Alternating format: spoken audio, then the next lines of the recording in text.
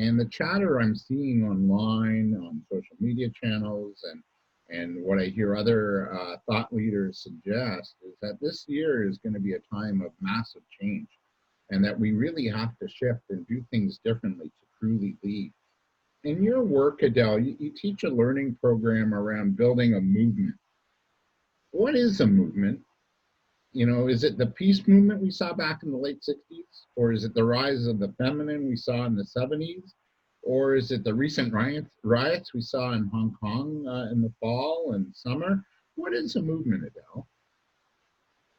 Well, the way I define a movement is 1,000 raving fans and a unique intellectual property that sells. So that's just the simple definition. So what are we talking about here? Well, entrepreneurship is growing massively now, and there is lots of competition out there when it comes to you getting your message out there and getting heard in the world.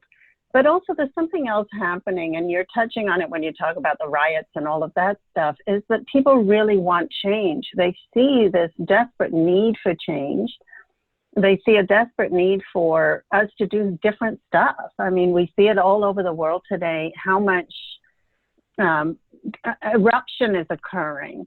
And so entrepreneurship is one of the most powerful ways that we can start those changes at a grassroots level. And I know that many of your clients, David, are very interested in bringing something different to the world and using what they already know in order to create that change. So to do that, the easiest way to do that is through a movement. It's no longer through creating a business.